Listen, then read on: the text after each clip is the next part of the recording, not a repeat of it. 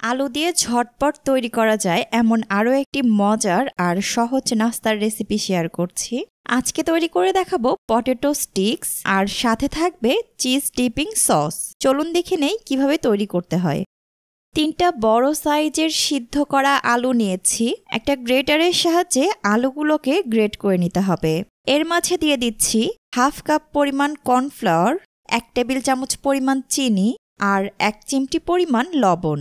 সবকিছুকে হাত দিয়ে ভালোভাবে মধ্যে একটা ডো তৈরি করে নিতে হবে। এই পটেটো স্টিকটা একটু মিষ্টি স্বাদের হবে। আমার চ্যানেলে স্পাইসি পটেটো স্টিকের আরও একটা ভিডিও শেয়ার করেছি। যারা ঝালটা খেতে পছন্দ করেন তারা সেই ভিডিওটা দেখে নিতে পারেন। ভালোভাবে মথে নেওয়ার পরে একটা জিপলক ব্যাগের মাঝে এই আলুর ডোটা নিয়ে নিচ্ছি। একটা বেলনের সাহায্যে ভালোভাবে চতুর্দিকে ছড়িয়ে নিচ্ছি। নর্মাল ফ্রিজে রেখে দিচ্ছি 15 মিনিটের জন্য। 15 মিনিট পর জিপলক ব্যাগটা সাবধানে কেটে নিতে হবে। ছুরির সাহায্যে এরকম লম্বা লম্বা স্টিক কেটে নিচ্ছি। প্যানে পর্যাপ্ত পরিমাণ তেল নিয়ে নিয়েছি।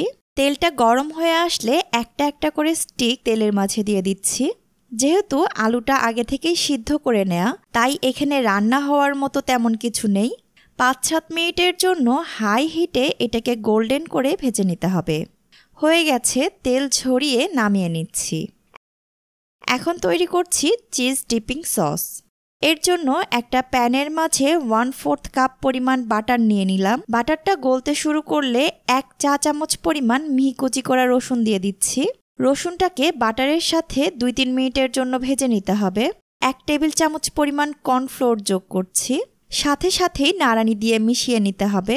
1/4 কাপ পরিমাণ তরল দুধ দিয়ে দিচ্ছি। দুধটাকে আগে থেকেই জাল করে রেখেছিলাম। নাড়ানি দিয়ে অনবরত নাড়তে হবে। 1 চিমটি পরিমাণ লবণ দিয়ে দিচ্ছি। সবশেষে দিয়ে দিচ্ছি 1/2 কাপ পরিমাণ গ্রেট করা মজরেলা চিজ। আপনারা চাইলে স্লাইস চিজটাও ব্যবহার করতে পারেন। চিজটা দেওয়ার পরে 1 মিনিটের জন্য নেড়ে নিয়ে চুলা থেকে নামিয়ে নিচ্ছি। সসটা পরিবেশনের জন্য একদম রেডি। তৈরি হয়ে গেল দারুণ মজার পটেটো স্টিক্স। বাড়িতে একবার ট্রাই করে দেখতে পারেন, বাচ্চাদের অবশ্যই ভালো লাগবে।